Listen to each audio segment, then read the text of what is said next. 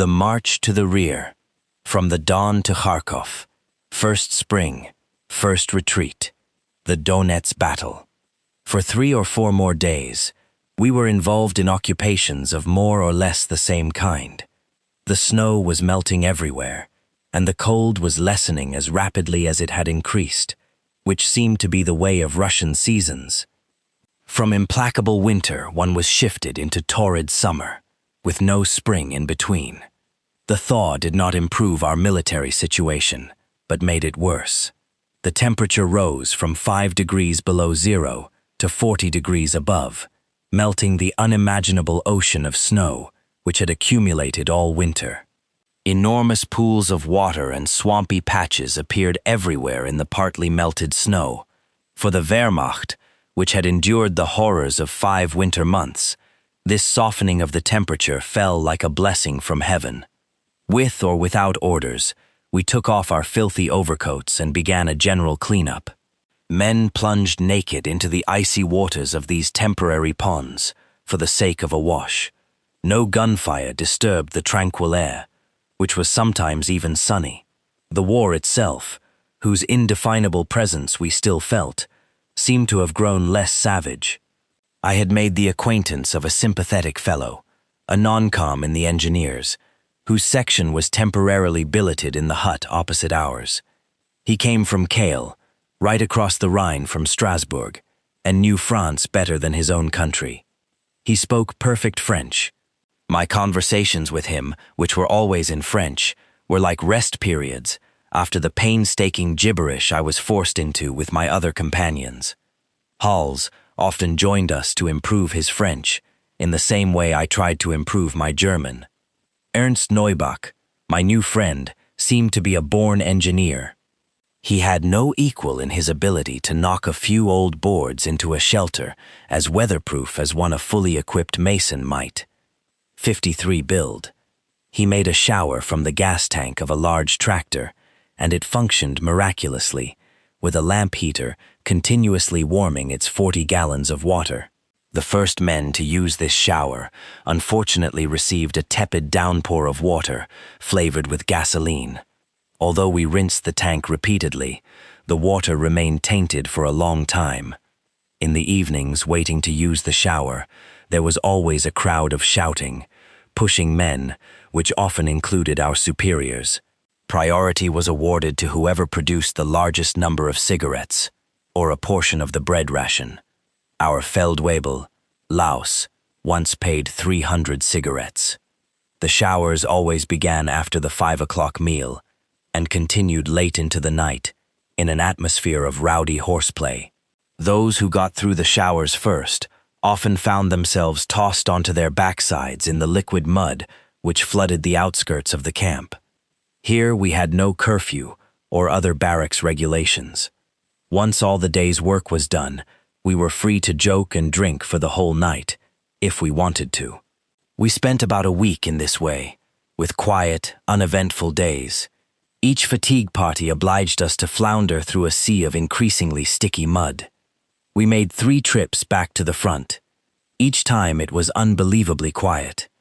On horseback or in carts, we took supplies to our troops, whose laundry was spread out to dry on all the parapets. Across the dawn, the Russians appeared to be similarly engaged. We spoke to a bearded soldier and asked him if everything was going well. He laughed. The war must be over. Hitler and Stalin have made it up. I've never seen it so calm for so long. The Popovs do nothing but drink all day and sing all night. They have terrific nerve, too, walking around in the open air, right under our guns. Work saw 3 of them going to get water from the river. Just like that. Didn't you, Work? He turned to a sly-faced soldier who was washing his feet in a puddle. Yes, Work said. We just couldn't shoot them. For once, let's all stick our noses out without getting a bullet between the eyes. A feeling of joy and hope had begun to take hold. Could the war be over? It really might be, Hals said. The fellows on the front are always the last to be told anything like that. If it's true, we'll know in a few days. You'll see, Sajer. Maybe we'll all be going home soon. We'll have a terrific celebration. It's almost too good to be true." "Don't count your chickens before they're hatched," said one of the older men from the rollbahn. His realism damped us down a little. As usual, we set off down the track, more accurately, canal of liquid mud, which led to our camp. We stopped a moment to talk to Ernst, whose section was trying to restore the track to a usable condition. "If it goes on this way," he said, "we'll have to take to boats. 2 trucks came through here, and the stones we broke our backs, shoving into the mud, completely disappeared. It must be nice down in the trenches." "They're in a mess," Hals said, "and their morale is really terrible too. I wouldn't be at all surprised if they broke up their guns for kindling. Our fellows and the Popovs are having a real spree down there." "Well, let them make the most of it," Ernst said. "There's something funny going on. That radio truck over there is taking messages non-stop, and messengers all the time, too. The last one had to leave his scooter and wade in here to bring the commandant his message." "Maybe it was congratulations for your showers," said Hals. "That would be fine by me, but I doubt it.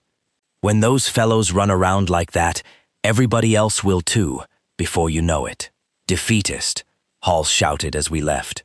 When we got back to the camp, nothing seemed to have changed.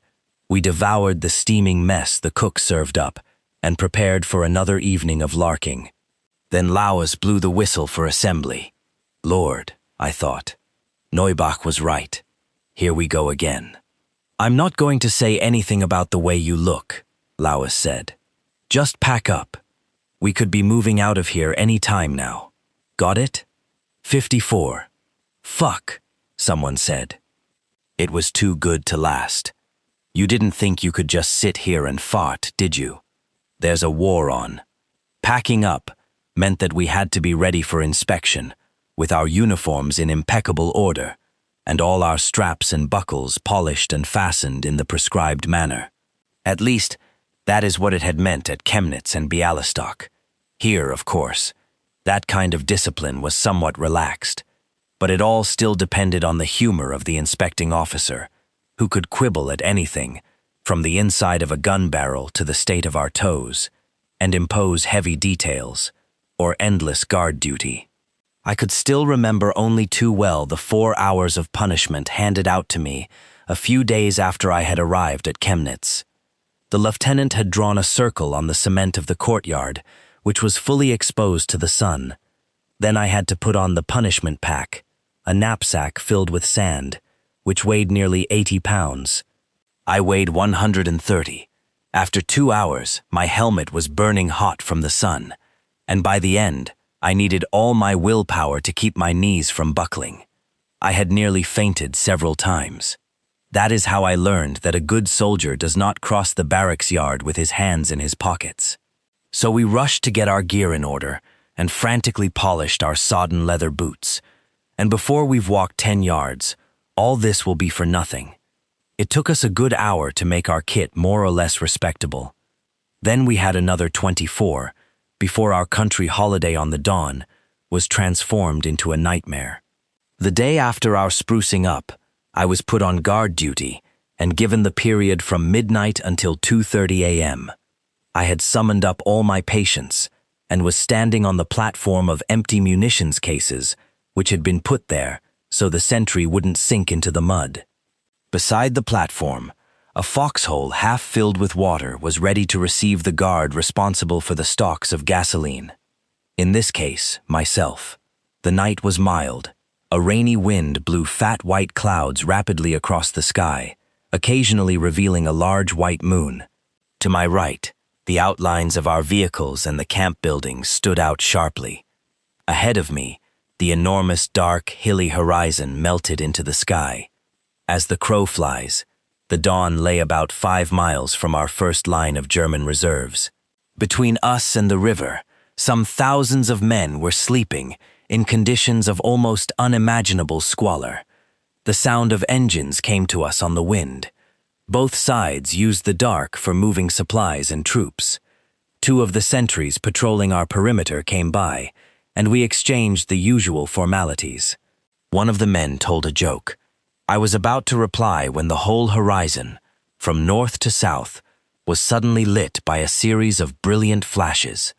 Then there was a second series of flickering intensity, and I thought I felt the earth shake, as the air filled with a sound like thunder.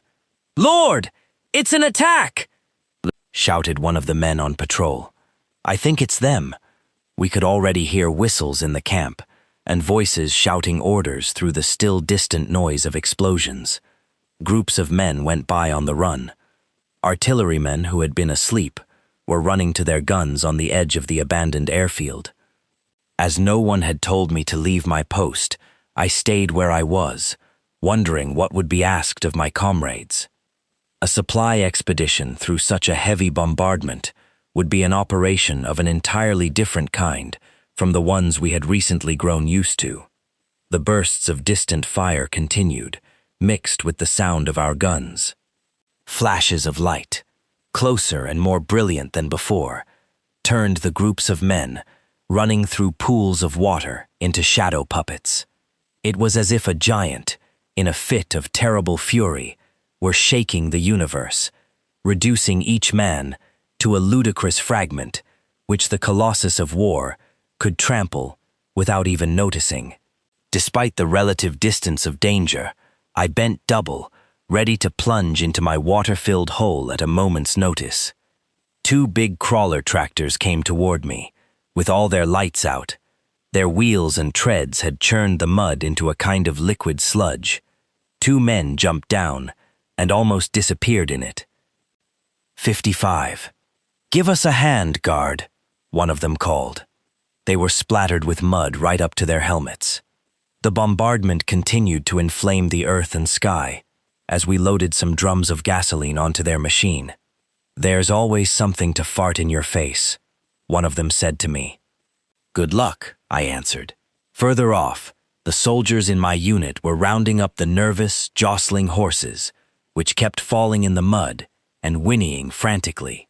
Several times, trucks came to collect drums of gasoline, so that by daybreak, when my relief hadn't appeared, I wondered how much there was left for me to guard. The bombardment was almost as strong as ever. I felt exhausted and confused. A group of boys from my company came by, led by a sergeant who waved me over to join them. At that moment precisely, one of the first Soviet long-range shells landed about 100 yards behind us. The explosion shook us, and we all started to run as hard as we could. I didn't ask any questions, but looked in vain for the broad shoulders of Hals. Other projectiles were now falling on the camp, which was lit up everywhere. We had thrown ourselves onto the ground and stood up again covered with mud. "Don't dive like that," said the sergeant. "You're always late.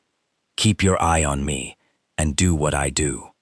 A significant howl filled our ears, and all 12 of us, the sergeant included, plunged into the liquid mess. An enormous explosion sucked all the air from our lungs, and a simultaneous wave of mud washed over us. We stood up again, soaked with filth, and wearing the pinched smiles of civilians who climb unscathed from a bad wreck. 3 or 4 more bursts quite nearby forced us down again. Behind us, something was burning. As soon as we could, we ran to the nearest munitions dump. The sight of this mountain of canvas-covered boxes made our stomachs turn over. If anything hit it, no one within 100 yards would have a chance. "Good God," said the sergeant. "There's nobody here. It's incredible." With no apparent thought of danger, he climbed onto the hill of dynamite and began to check the numbers on the boxes, which indicated their next destination. We stood and watched him, petrified, like condemned prisoners, with our feet apart and our heads empty, waiting for orders. 2 fellows soaked through, like us, came running up. The sergeant began to shout at them from his eminence. They snapped to attention, despite the thunder of the guns. "Are you supposed to be on duty here?" "Yes, Herr Sergeant," they answered in unison. "Then where were you?" "The call of nature," one of them said. "You went off to crap like that. Both of you at once? Idiots. We've got too much trouble here for fun and games. Your names and units." the sergeant had not climbed down. Silently, I cursed this animal with his niggling discipline, who stood there preparing a report, as if nothing unusual were happening. Fresh explosions, which sounded very close, threw us all onto the ground, except the sergeant, who continued to provoke Providence. "They're cleaning up our rear," he said. "They must have let loose their goddamned infantry. Get your fat tails up here and help me." Half paralyzed by fear, we climbed onto the volcano. The flashes of light all around us lit our bodies in a tragic glare. A few moments later, we were running as hard as we could, oblivious of the weight of the cases, in our anxiety to get away. Daylight had now begun to rob the spectacle of some of its brilliance. The flashes of light were scarcely visible, and the horizon was shrouded by a dense cloud of smoke, irregularly punctuated by darker plumes. Toward noon, our artillery began to fire. We were still running from job to job, although we were nearly dropping with exhaustion. I can remember sitting in a huge crater which had been dried out by an explosion, staring at the long barrel of a 155 spitting 56 fire, with rhythmic regularity. I had found Halls and Lenson, and we were sitting together, with our hands over our ears. Halls was smiling and nodding at each explosion. For 2 days we had practically no sleep. The dance of death continued. We were carrying the growing number of wounded to shelters half filled with water, and laying them on hastily improvised stretchers made of branches. The orderlies administered first aid. Soon these rough infirmaries, filled with the groans of the wounded, were overflowing, and we had to put fresh casualties outside, on the mud. The surgeons operated on the dying men then and there. I saw horrifying things at these collection points, vaguely human trunks, which seemed to be made of blood and mud. On the morning of the 3rd day, the battle intensified. We were all gray with fatigue. The shelling went on until dusk, and then, inside of an hour, stopped. Clouds of smoke were rising all along the battered front. We felt as if we could smell the presence of death, and by this, I don't mean the process of decomposition, but the smell that emanates from death when its proportions have reached a certain magnitude. Anyone who has been on a battlefield will know what I mean. 2 of the 8 huts that made up our camp had been reduced to ashes. The ones that remained standing were overflowing with wounded. Laos, who had a good heart when the chips were down, saw that we were foundering, and allowed us each an hour or 2 of sleep, as he could. We dropped to the ground wherever we were, as if felled by sleep. When our time was up, and we were shaken awake, we felt as though we'd only been asleep for a few minutes.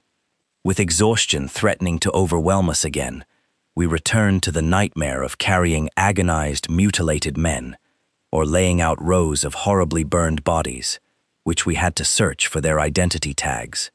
These were then sent to the families of the deceased with the citation, "Fallen like a hero on the field of honor for Germany and for the Führer."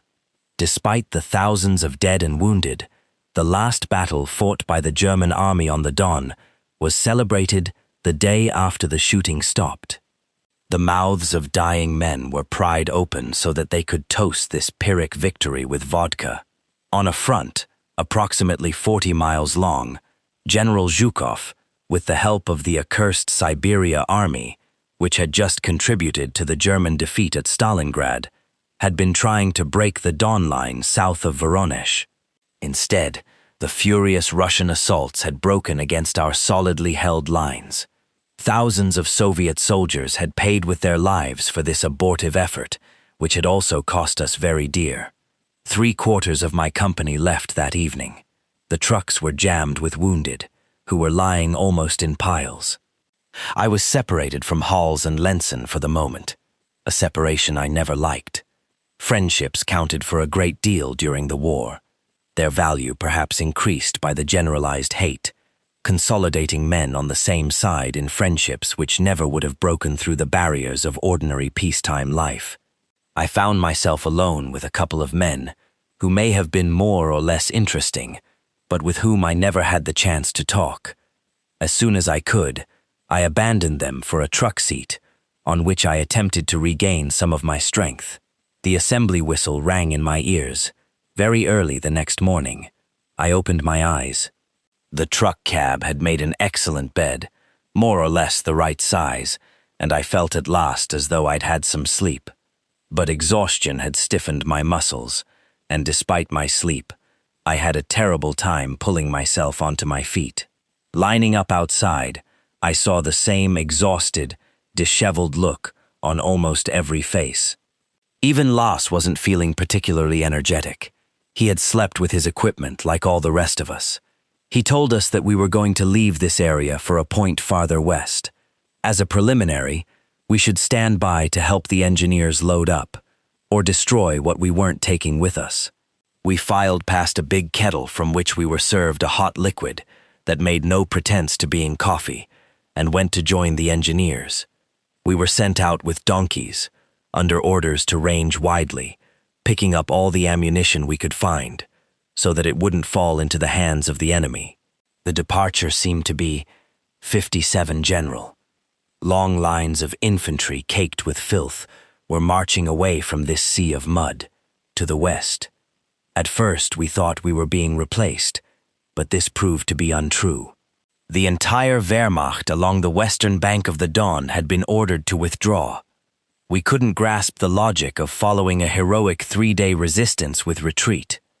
Most of us were unaware that the Eastern Front had entirely changed since January. After the fall of Stalingrad, a strong Soviet push had reached the outskirts of Kharkov, recrossed the Donets, and moved on to Rostov, almost cutting the German retreat from the Caucasus. Troops there had been forced to return to the Crimea by way of the Sea of Azov, with heavy losses. Our periodical Ostfront and Panzer Wolfram reported that there had been heavy fighting at Kharkov, Kuban, and even Anapa. We never heard a frank admission of retreat, and as most soldiers had never studied Russian geography, we had very little idea of what was happening. Nevertheless, a glance at any map was enough to inform us that the west bank of the Don was the easternmost German line in Russian territory. Luckily for us, the High Command ordered our retreat before an encirclement from the north and south could cut us off from our bases at Belgorod and Kharkov. The Don was no longer one of our defenses. It had been crossed both in the north and in the south. The thought that we might have been trapped, like the defenders of Stalingrad, still makes my blood run cold. For 2 days, the Lancer, these infantry had been pulling out, either on foot or loaded in trucks. Soon, only a small section of the Panzergruppe was left at the nearly empty camp. The passage of vehicles and men had turned the Luftwaffe field into an extraordinary quagmire. Thousands of trucks, tanks, tractors, and men rolled and tramped for 2 days and 2 nights through terrain running with streams of mud. We were in the middle of this syrup, trying to reorganize the materiel we had to abandon. The engineers were working with us, preparing to dynamite the ammunition we had heaped against the huts, over the carcasses of 8 dismantled trucks. Toward noon, we organized a fireworks display, which any municipality might have envied. Carts, sleighs, and buildings were all dynamited and burned. 2 heavy howitzers, which the tractors hadn't been able to pull from the mire, were loaded with shells of any caliber. Then we poured any explosive that came to hand into their tubes and shut the breach as best we could. The howitzers were split in 2 by the explosions, scattering showers of lethal shrapnel. We felt exhilarated, filled with the spirit of destructive delight. In the evening, the Spandau stopped a few Soviet patrols, who had undoubtedly come to see what was happening. During our last hour, we were under light artillery fire, which caused us a certain emotion. Then we left. After the period of light artillery fire, the troops covering the Panzer Group signaled several enemy penetrations into our former positions. A hasty departure order was given. We were no longer organized to hold off the Russians for any length of time. I was carrying my belongings, looking for a vehicle, when our Feld assigned me to a truck we had captured from the enemy, which was now carrying our wounded. Step on the gas!" he shouted. "We're getting out!" Every soldier in the Wehrmacht was supposed to know how to drive. I had been given some idea of how to handle military vehicles during my training in Poland, but on machines of a very different kind. However, as one never discussed orders, I jumped into the driver's seat of the Tatra. In front of me, the dashboard presented an array of dials whose needles uniformly pointed down, a few buttons, and a series of words in indecipherable characters. The engineers had just attached the heavy truck to the back of a Mark IV. We would be leaving instantly. It was essential that I get the wretched machine to start. I considered climbing out and confessing my incapacity, but repressed the idea on reflection that they might assign me to something more difficult, or even leave me behind, to get out on my own feet as best I could. 58. If I couldn't move, I would be captured by the Bolsheviks, a thought which terrified me. I pawed frantically at the dashboard, and was blessed by a miracle. My desperate eye fell on Ernst, who was clearly looking for a lift. I felt saved. "Ernst!" I shouted. "Over here! I've got room!" My friend joyfully jumped aboard. "I was ready to hang on to the back of a tank," he said. "Thanks for the seat." "Ernst," I asked in a voice of supplication, "do you know how these damned things work? You're a fine fellow, sitting here when you don't know the first thing about it." I had no time to explain. The powerful engine of the tank to which we were attached was already roaring. Hurriedly, we pulled at the controls. From the turret, one of the tank men signaled to me to put the truck in gear at the same time as the tank, to reduce the jolt for the wounded. Neubach pulled a lever under the dashboard, and we felt a responding throb from under the hood. I pressed down hard on the accelerator, and the engine made a series of loud bangs. "Gently," the Feld shouted at me. I smiled, nodded, and let up on the pedal. The chain stretched taut, and we increased our speed. How fast were we going? I had no idea. I knew with certainty only that we were not in reverse. The heavy truck took off with a brusque jolt, producing a chorus of groans and curses behind me. Later on, in France, a pretentious bastard undertook to instruct me on a wretched Renault 4CV, with all the airs of a commander of an ocean liner. I had to sit through a course of ludicrous demonstrations to receive a scrap of pink paper declaring me competent to drive an automobile. I didn't waste any time explaining that I had driven through Russia on a track which was more like a river than a road, fastened to a huge tank whose jolts were a constant threat to the front of my machine, which I felt certain would be wrenched off. He would never have believed me. By that time, I belonged to the victorious Allies, who were all heroes, like every French soldier I met after the war. Only victors have stories to tell. We, the vanquished, were all cowards and weaklings by then, whose memories, fears, and enthusiasms should not be remembered. The first night of retreat was complicated by a fine rain, which required of Ernst and me the agility and balance of acrobats, simply to keep our Tatra in the wake of the Mark IV. Without the tank, we would never have been able to escape from that swamp. The driver stepped on the accelerator in fits of irritation, dragging the Tatra, which threatened to disintegrate. The tank treads churned the ground into a heavy syrup, which the rain thinned into soup. The windshield became completely caked with mud, and Ernst waded through the liquid ground to scrape it away with his hands. The blacked-out headlight had been left with only a narrow strip uncovered. Within a few minutes, this strip was sealed by mud, so that we had no light at all. I couldn't even see the back of the tank, although it was no more than 5 yards ahead of us. Our truck, more often than not at an oblique angle to the tank, was constantly being pulled back into line by the tightly stretched chain. Each time this happened, I wondered if we still had our front wheels. Behind us, the wounded had stopped moaning. Maybe they were all dead. What difference did it make? The convoy moved ahead, and daylight dawned on faces haggard with exhaustion. During the night, the convoy had spread out. It no longer seemed to matter whether we were ahead of schedule or behind. The driver of our Panzer suddenly turned off to the right, leaving the track, which had become impassable even for a tank, and drove straight up the scrub-covered bank, crushing the sodden birches under his treads. Our truck, whose wheels by this time were balls of mud, was pulled forward, while its engine rattled helplessly. Then, everything came to a complete halt. This was the second stop since our departure. We had stopped once in the night to gas up. The poor bastards on the back of the tank jumped down among the broken branches. Their backsides had been burning all night on the hot metal over the engine, while the rest of their bodies froze in the cold rain. An exchange of shouted abuse, which was nearly a fight, broke out at once between a non-com in the 59 engineers and the Panzerführer. Everyone else took advantage of this opportunity to crap and eat.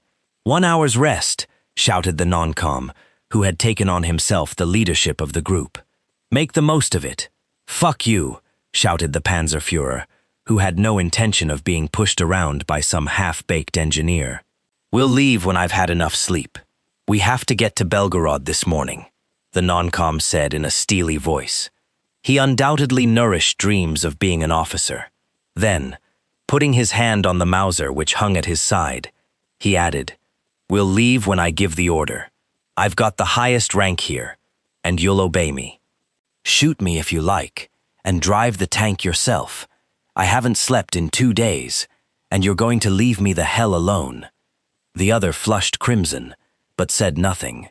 Then he turned to us. You two, instead of standing there asleep on your feet, get into the truck and help the wounded. They have their needs too. That's it, added the tank driver, who was clearly looking for trouble. And, when they're finished, the Herr Sergeant will wipe their asses. You watch it, or I'll report you, snorted the sergeant. He was now white with rage. Inside the truck, the wounded had not died, despite the jolting of the journey. They were no longer making any noise, and we could see that some of their bandages were soaked with fresh blood. Fighting the exhaustion which made our hearts race, we helped them down and back as best we could, omitting only one man, who was missing both legs.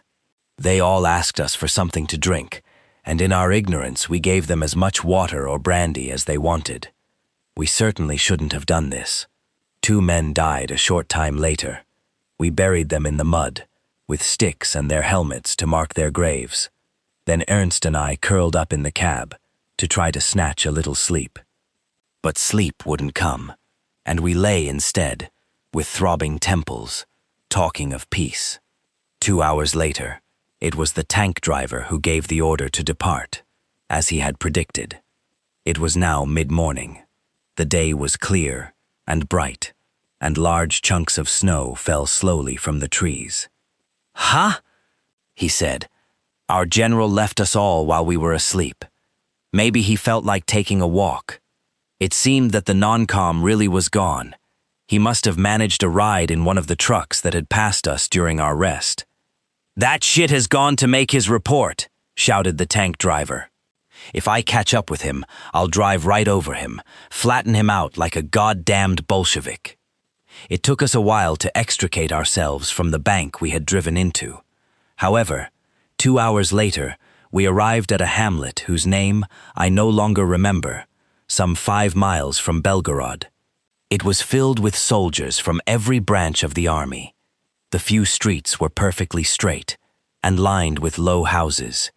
The way the roof sat on the walls reminded me of heads with no foreheads, whose hair grows right into the eyebrows. There were swarms of soldiers and a multitude of rolling equipment covered with mud, pushing through the shouting mob of soldiers, most of whom were looking for their regiments. The road at this point had been roughly resurfaced and was much more negotiable. We unhooked ourselves from the tank and took on 8 or 10 of the engineers who had been riding on its back. Somewhat bewildered by this flood of soldiers, I had stopped the truck and was looking for my company. 2 MPs told me they thought it had gone on toward Kharkov, but as they weren't sure, they sent me to the redirection center, which had been organized in a trailer and was staffed by 3 officers. who were tearing their hair. When I was finally able to catch their attention through the thousands of shouts and gesticulations besieging them, I was harshly reprimanded for straggling. They probably would have sent me to be court-martialed if they'd had time. The disorder was incredible, and the Lancer, half furious, half joking, flooded into the Russian huts. 60. We might as well sleep while we wait for all this to settle down. All they wanted was a dry corner where they could lie down, but there were so many men crammed into each izba that there was almost no room left for the Russians who lived in them. Not knowing what to do with myself, I went to find Ernst, who had gone to look for information. However, he had run into a truck hospital and had returned to the Tatra with an orderly who was checking over our wounded. "They can go on as they are," he said. "What?" Ernst asked. "But we've already buried 2 of them. At least we should give them fresh dressings. Don't be stubborn and stupid. If I label them urgent, they'll have to wait their turn, lying in the street. You'll get to Belgorod quicker than that, and escape the trap that's closing on us." "Is the situation serious?" Ernst asked. Yes. So Ernst and I found ourselves responsible for 20 wounded men, some of them in critical condition, who had already been waiting several days for essential medical attention. We didn't know what to say when a man grimacing with pain asked us if he would soon be at the hospital. "Let's get going," Ernst said, frowning anxiously. Maybe he's right. If I'd ever thought it would be like this. I had been at the wheel for only a few minutes when Ernst tapped me on the shoulder. "Come on, little one, stop. You'll finish somebody off if it goes on like this." "Hand over." "But I'm supposed to drive, Ernst. I'm the one who's in the driver's corps." "Never mind. Let me do it. You'll never get us out of here." It was true. Despite my best efforts, the truck was jolting and sliding from one side of the road to the other. We arrived at the village exit point, where there was an interminable line of vehicles waiting for gas. Thousands of soldiers were walking up and down on either side of the road. An MP ran over to us. "Why aren't you waiting like everybody else?" "We've got to leave right away, Herr Gendarme. We're carrying wounded, and that's what the infirmary told us." "Wounded? Serious cases?" He spoke in the doubting, disbelieving tone of every policeman in the world. "Of course," said Ernst, who certainly wasn't exaggerating. The policeman had to peer under the canvas anyway. "They don't look so bad to me." There was a furious outburst of swearing. From time to time, wounded men availed themselves of their special position to abuse the police. "You son of a bitch," groaned one man, who was missing a piece of his shoulder. "It's shits like you who should be sent to the front. Let us through, or I'll strangle you with the one good hand I have left." The feverish Lancer was sitting up in spite of his pain, which made him frighteningly white. He seemed quite capable of putting this threat into action. The policeman flushed, and his nerve faltered at the sight of these 20 battered wrecks. The position of a big city policeman roaring at some pathetic bourgeois for going through a red light is a far cry from that of an MP behind the lines dealing with a gang of combat veterans who are holding their guts in with their hands or have just bayoneted the guts out of somebody else. His display of bad temper turned into a set little smile. "Get out of here," he said, with the air of someone who doesn't give a damn.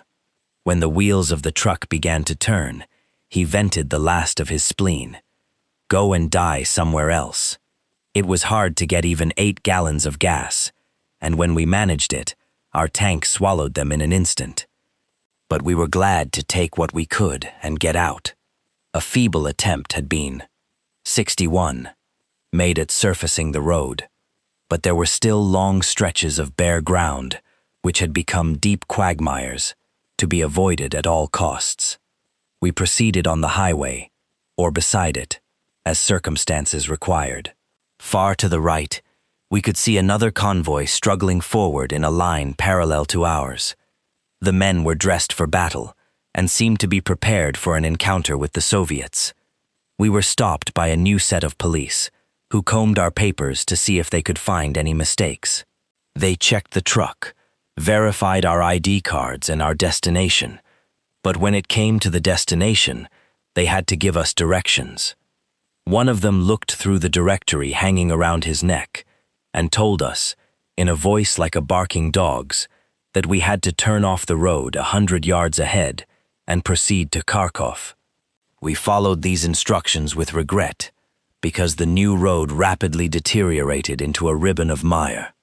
At our speed, we would soon have exhausted our supply of gas. We kept passing vehicles abandoned in the mud because of mechanical failure, or because they had run out of gas. A short distance along the new road, we were stopped by a group of about 50 Lancer, on foot, and in a state of unbelievable filth. They took our truck by storm. There were several wounded men among them.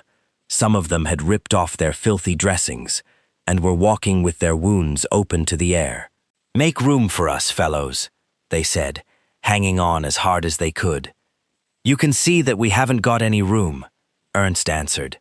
"Let go," but we couldn't get rid of them. They swarmed over the tailgate, trampling on our wounded to try to make them move over. Ernst and I shouted at them, but it didn't do any good. They piled on everywhere. "Take me," whimpered a poor devil scratching at my door with bloody hands. Another waved a pass, which was already almost expired. The arrival of a Steiner, followed by 2 trucks, restored order. An SS captain climbed out of the Steiner. "What's this ant heap? No wonder you've broken down. It's impossible. There must be at least 100 men here." The men scattered immediately, without asking for anything more. Ernst saluted and explained the situation. "Very good," said the captain. "You take 5 more, along with your wounded. We'll take another 5, and the rest will have to walk until the convoy comes by. Let's get going." Ernst explained that we would be out of gas in a few minutes. The captain signaled to some soldiers on the Steiner, who gave us 6 gallons. A few minutes later, we were on our way again. We kept passing groups of men wading through the mud, who begged us to pick them up. But we didn't stop. Toward noon, with our last drop of gas, we reached a town where a unit was being assembled for the front. I escaped becoming an infantryman, before my time, by a hair's breadth. We had to wait until the following day before we could use the reserve of 5 gallons of gas, which Ernst was able to draw. We were about to leave when an unexpected and unpleasant sound struck our ears. In the distance, still quite far away, we heard the booming of big guns. As we thought we were by now far from the front, we were both astonished and alarmed. We didn't know, and I didn't know until much later, that our course had been taking us parallel to the Belgorod-Kharkov line. Nonetheless, after unloading 2 dying men to make room for 3 more wounded, we set off without delay. In the middle of that afternoon, everything went wrong again. Our truck was more or less in the middle of a column of 10. We had just passed an armored unit, whose tanks looked like a giant version of the slimy creatures that emerge on mudflats at low tide. They must have been on their way to meet the enemy, who seemed to be very close.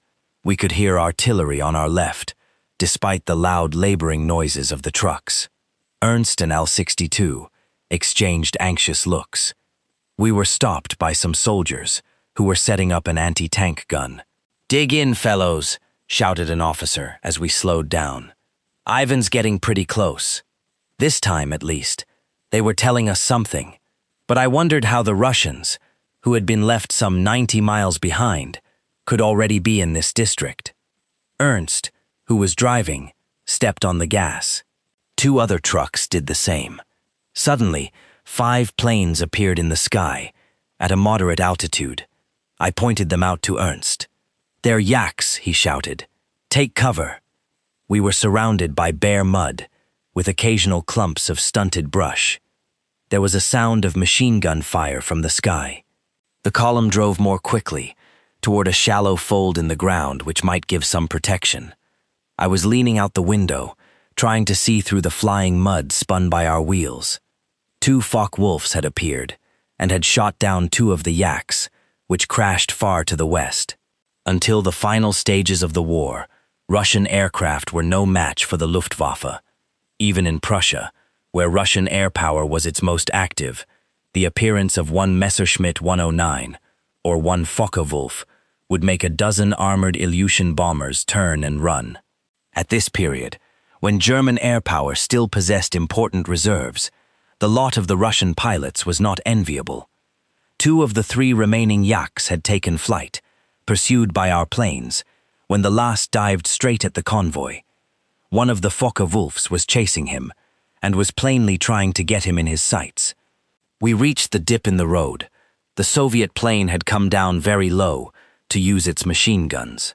The trucks ahead of us had stopped short, and the able-bodied were jumping down into the mud.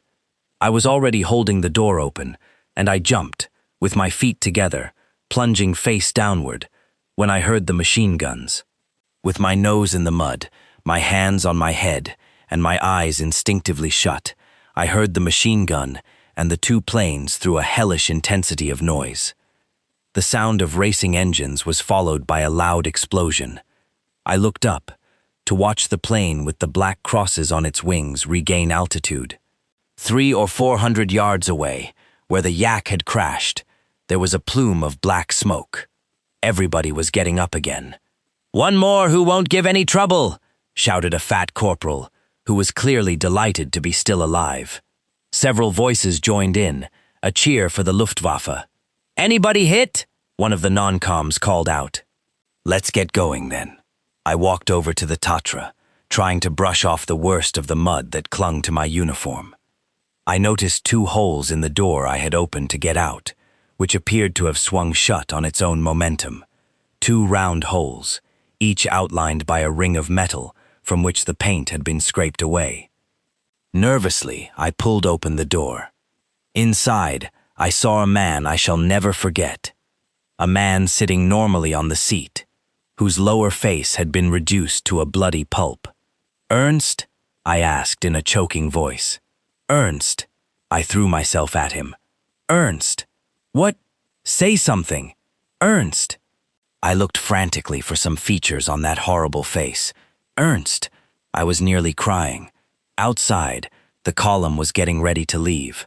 The 2 trucks behind me were impatiently blowing their horns. "Hey!" I ran toward the first of the trucks. "Stop! Come with me. I've got a wounded man." I was frantic. The doors of the truck behind me swung open, and 2 soldiers stuck out their heads. "Well, young fellow, are you going to move, or aren't you?" "Stop!" I shouted louder than ever. "I've got a wounded man." "We have 30, one of the soldiers shouted back. "Get going. The hospital isn't too far from here." 63. Their voices rose over mine, and the noise of their trucks, which had pulled out and were passing me, drowned my cries of desperation. Now I was alone, with a Russian truck loaded with wounded men, and Ernst Neubach, who was dead, or dying. "You shits! Wait for me! Don't go without us!" I burst into tears and gave way to a mad impulse. I grabbed my Mauser, which I'd left in the truck. My eyes were swimming, and I could barely see. I felt for the trigger, and pointing the gun at the sky, fired all 5 cartridges in the magazine, hoping that to someone in the trucks, this would sound like a cry for help. But no one stopped. The trucks continued to roll away from me, sending out a spray of mud on each side. In despair, I returned to the cabin and ripped open my kit to look for a package of dressings. "Ernst," I said, "I'm going to bandage you. Don't cry." I was insane. Ernst wasn't crying. I was. His coat was covered with blood. With the dressings in my hand, I stared at my friend. He must have been hit in the lower jaw. His teeth were mixed with fragments of bone, and through the gore, I could see the muscles of his face contracting, moving what was left of his features. In a state of near shock, I tried to put the dressing somewhere on that cavernous wound. When this proved impossible, I pushed a needle into the tube of morphine and jabbed ineffectually through the thick nesses of cloth. Crying like a small boy, I pushed my friend to the other end of the seat, holding him in my arms, and soaking in his blood. 2 eyes opened, brilliant with anguish, and looked at me from his ruined face. "Ernst," I laughed through my tears. "Ernst." He slowly lifted his hand and put it on my forearm. Half choked with emotion, I started the truck and managed to begin moving without too great a jolt. For a quarter of an hour, I drove through a web of ruts with one eye on my friend. His grip on my arm tightened and eased in proportion to his pain, and his death rattle rose and fell, sometimes louder than the noise of the truck. Choking back my tears, I prayed, without reason or thought, saying anything that came into my head. "Save him, save Ernst, God. He believed in you. Save him, show yourself." But God did not answer my appeals. In the cab of a gray Russian truck, somewhere in the vastness of the Russian hinterland, a man and an adolescent were caught in a desperate struggle. The man struggled with death, and the adolescent struggled with despair, which is close to death. And God, who watches everything, did nothing. The breath of the dying man passed with difficulty through that horrible wound, making huge bubbles of blood and saliva. I considered every possibility. I could turn back and look for help, or force the men I was carrying to tend Ernst, at gunpoint if necessary, or even kill Ernst, to cut short his sufferings. But I knew very well I couldn't kill him. I had not yet been obliged to fire directly at anyone. My tears had dried, leaving the trace of their passage on my filthy face, to betray my weakness to the world. I was no longer crying, and my feverish eyes stared at the knob on the radiator, 2 meters in front of me, which cut hypnotically into the interminable horizon. For long moments, Ernst's hand would tighten on my arm, and each time I was overwhelmed by fresh panic. I couldn't look at that horrifying face. Several German planes passed overhead, through the cloudy sky, and in a desperate attempt at telepathy, every fiber in my body appealed to them for help. But maybe they were Russian planes. It didn't matter. I had no time to spare. No time to spare. The expression assumed its full significance, as so many expressions do in wartime. Ernst's hand gripped my arm convulsively. The pressure continued for so long that I slid my foot off the accelerator and stopped, afraid of the worst. I turned and looked at the mutilated face, whose eyes seemed to be fixed on something the living can't see. Those eyes were veiled by a curious film. My heart was pumping so hard that I felt actual physical pain. I refused to believe what I could guess without difficulty. 64. "Ernst!" I shouted. From the back of the truck, my shout was answered by several others. I pushed my companion down on the seat, imploring heaven to let him live, but his body fell heavily against the other side of the cabin. Death. He was dead. "Ernst! Mama! Help me!" In a delirium of terror, I leaned against the truck door and then let myself drop, trembling, onto the running board. I tried to persuade myself that none of this was happening, that it was all a nightmare from which I would wake to see another horizon. As I sat and thought, I still had no idea of the extent of irremediable evil. I dreamed of what life would be like when I shook off this horrible nightmare in which my friend had just died. But my eyes could see only mud, sucking at my boots. 2 heads looked out from the back of the truck. They were saying something, but I didn't hear them. I stood up, and turning my back on them, walked off a short distance. That small physical effort reawakened some sense of life and hope, and I tried to tell myself that all of this wasn't really serious, that it was only a bad dream I had to forget. I tried to impose an expression of smiling derision on my features. 2 of the wounded men jumped down from the truck to relieve themselves. I stared at them unseeing, while the vitality of being alive beat back the darkness. I began to think with hope that surely all the German soldiers in Russia would be sent to help us, that something must be coming to help us. Suddenly I thought of the French. They were already on their way. All our newspapers said so. The first legionnaires had already set out. I had seen the photographs. I felt a hot flush run through me. Ernst would be avenged. That poor fool who had never hurt a fly, who had spent his time making life more endurable for wretched soldiers shaking with cold, and his marvelous hot showers. The French would come, and I would run to embrace them. Ernst had loved them like his own compatriots. This surge of hope and joy could not be damped by facts I didn't know, like the fact that the French had decided on quite another course. "What's happened?" asked one of the men, whose gray bandage was falling over his eyes. "Are we out of gas?"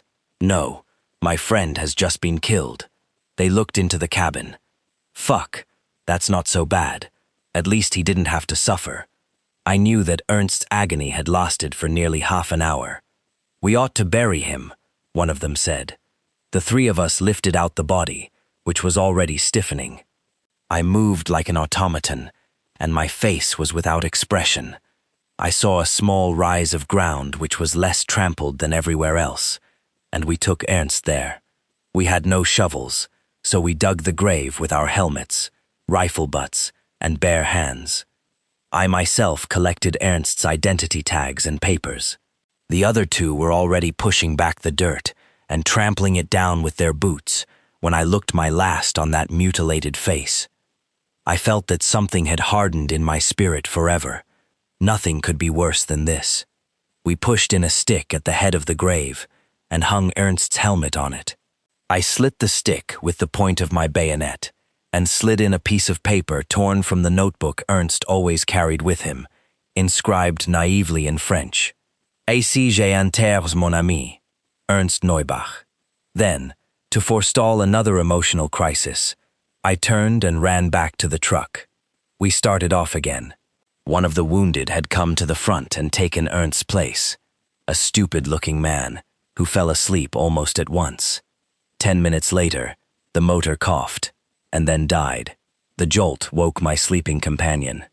"Something wrong with the engine?" "No," I said in an offhand voice. "We're out of gas." "Shit. So what'll we do?" "We'll walk. On this nice sunny day it should be grand. The strongest will have to help the others." My friend's death had abruptly turned me into a cynic, and I felt almost glad that the others would have to suffer with me. My companion looked me up and down. "You don't mean that.